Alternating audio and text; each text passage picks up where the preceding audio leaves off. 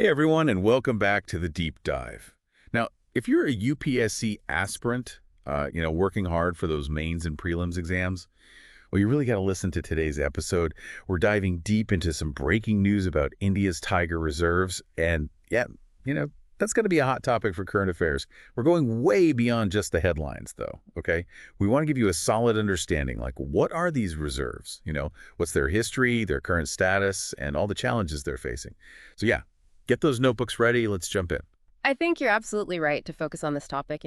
Tiger reserves, they're super important for both the prelims and the mains. They bring together like environment, geography, even governance all in one. Exactly. Yeah. And speaking of news, guess what?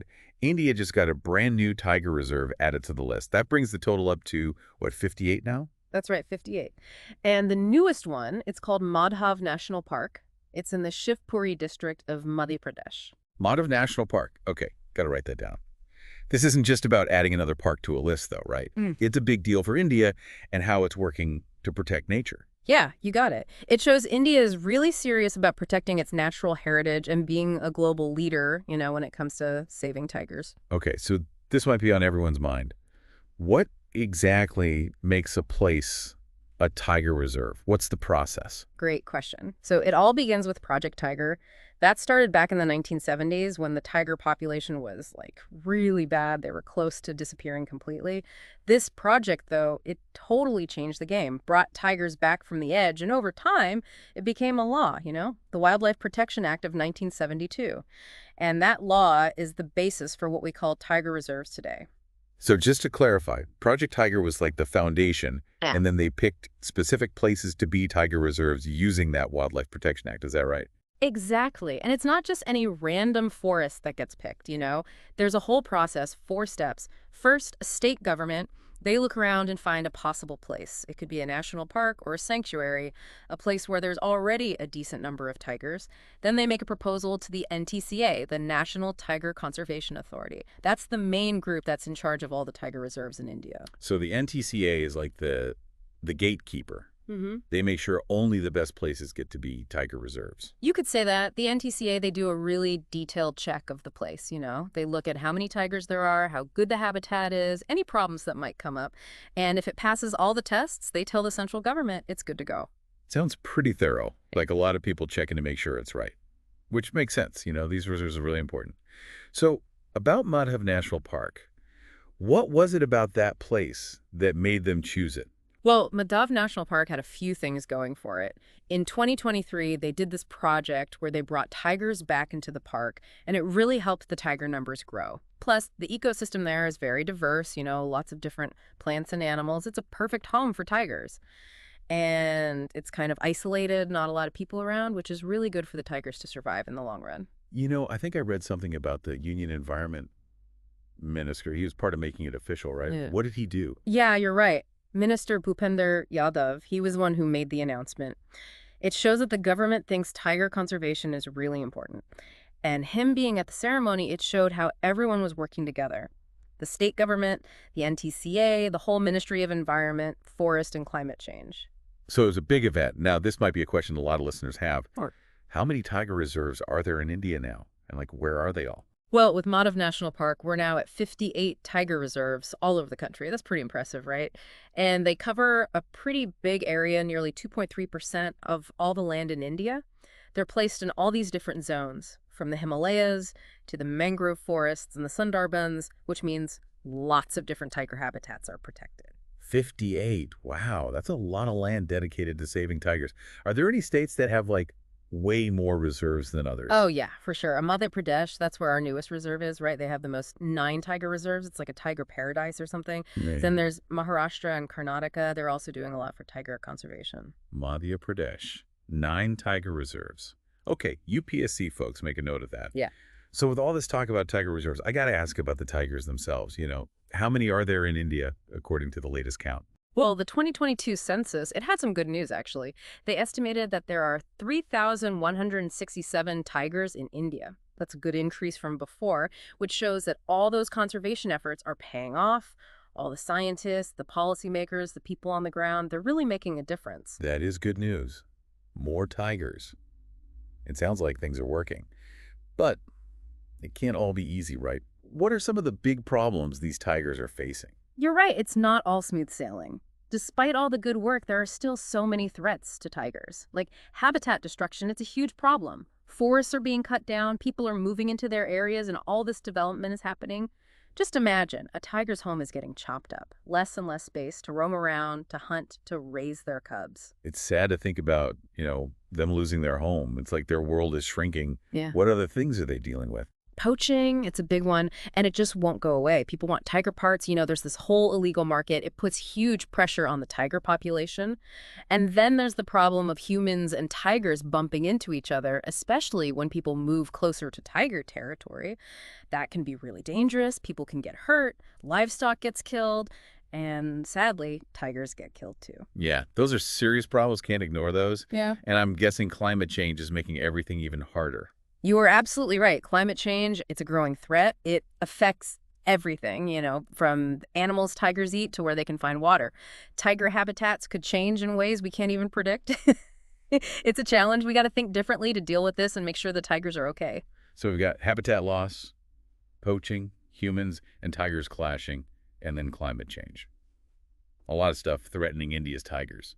So what are people doing about it? How are they trying to protect them? It's a lot to tackle, that's for sure. But the good news is people are coming up with some pretty creative solutions. One thing that's looking promising is creating wildlife corridors. It's like, making safe pathways between the different tiger reserves. That way, tigers can move around more freely, and you keep the gene pool mixed up so they stay healthy. It's like building bridges between those shrinking habitats we talked about, giving tigers more room to live and grow. That's a neat idea. So it's not just about protecting these little islands of wilderness. It's about connecting them, making sure tigers can move around and find mates from other areas. That makes a lot of sense, but making these corridors, it can't be easy, right? No, it definitely takes some work. Careful planning, getting everyone on board, the people who live in those areas, the government, everyone. Sometimes they even have to buy land or change how it's used, which can be tricky. But in the end, it's worth it. Not just for the tigers, but for all the plants and animals that live in those areas. So corridors are a big part of the plan. What else are people trying? I bet technology is playing a bigger role now, right? You're right on the money. Technology is becoming like a super important tool for conservation. We're talking about using some really cool stuff like AI, artificial intelligence, and even drones. They use them to keep an eye on where the tigers are going, spot poachers, and even help manage those tricky situations where humans and tigers might run into each other. Hold on, AI and drones to protect tigers. That's wild. Tell me more about how that works. Well, think about it. AI is like this brain that can crunch tons of data. So they use it to look at all the pictures from camera traps, all those monitoring systems, and they can figure out which tiger is which, track where they're going, even predict where problems might happen. And drones. They can fly over huge areas with those thermal cameras, the ones that see heat. They can spot anyone sneaking around, help catch poachers. It's pretty amazing. That is seriously cool. Technology is coming in handy for these tigers. But what about stopping the poachers in the first place? The guys who are after the tiger parts. How do they stop them? Well, you got to hit them where it hurts, right? Tougher laws, harsher punishments make it clear that poaching is not okay. But just catching them isn't enough. We also need to make people stop wanting those tiger parts in the first place. That means educating people, letting them know what's happening, and working with people all over the world to break up those illegal networks. It sounds like a multi-pronged approach, taking on the problem from all sides. Yeah. And I bet getting the local communities involved is a huge part of this, right? Oh, absolutely. The people who live near those tiger reserves, they're the key. When they understand that protecting tigers can actually help them, bring in tourism, create jobs, that's when things really change. It's about making sure everyone wins, the people and the tigers. So it's about working together, making conservation part of everyday life. This is all great stuff for our UPSC listeners, right? Definitely. Understanding these problems and how people are trying to solve them, it's all crucial for the exams. This is a field that's always changing, so stay on top of what's happening, think critically about what works and what doesn't. And don't forget, we got all this great info from a really good article in The Hindu. It's called India's Tiger Reserves, Expansion and Conservation Efforts. Yeah. Check it out if you want to learn more. It's a good one. Yeah, it really digs deep into how tiger conservation works in India. Definitely worth a read. And for all our listeners out there, whether you're studying for the UPSC or just love wildlife, Hit that like button, subscribe, and leave us a comment if you have any questions. We love hearing from you guys. For sure. The more you guys interact, the better our discussions get, and we all learn something new. Okay, before we wrap up, I want to leave you with something to think about, something that might come in handy for your UPSC prep too. Oh, I like where this is going. Hit me with it. All right, picture this. You're in charge of protecting India's tigers. What do? Do you crack down on poaching with even tougher laws, harsher sentences? Or do you focus on working with communities, giving them the power to protect the tigers themselves? What are the downsides to each approach? How do you find a balance? Now, that's a question that really gets you thinking. It's like the heart of what makes conservation policy so tricky. Right, there's no easy answers here. You got to weigh the pros and cons, think about what'll work best in the long run.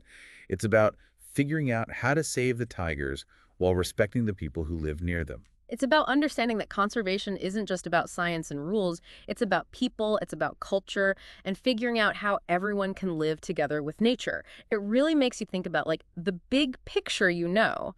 How do we balance growing the economy with protecting nature? It's something India is dealing with all over, and tiger reserves, they're like a small example of that bigger problem. And it's a problem that our UPSC folks are going to have to think about too. This isn't just about knowing facts about tigers or reserves. It's about understanding all the other stuff, the economics, the politics, even the ethics of it all. Right, so if you were that person making the decisions, you got to think, okay, tougher laws, that's good for now, but what about working with the people who live there, helping them protect the tigers? It's not so simple. It really isn't. And that's what makes this topic so interesting, right? It makes you think hard, look at it from different sides, and realize there's no one answer that fixes everything. Exactly. And that's what the UPSC exams are all about. They want to see that you can handle tough questions, think things through, and come up with your own smart answers. So before we wrap this deep dive up, I want to say to all our listeners, especially those studying for the UPSC, keep digging deeper, all right? Don't just take what you hear at face value. Question it, break it down, see how it all fits together. And hey, keep talking to us. Leave your comments, tell us what you think, share your own struggles with this whole balancing act of development and conservation. We're all in this together, learning as we go. I agree. We love hearing from you. It helps us make the show better. So keep exploring, keep asking those tough questions, and keep diving deep. Who knows, maybe you'll be the ones coming up with those big solutions, creating a future where tigers and people can both thrive. Until next time, happy learning.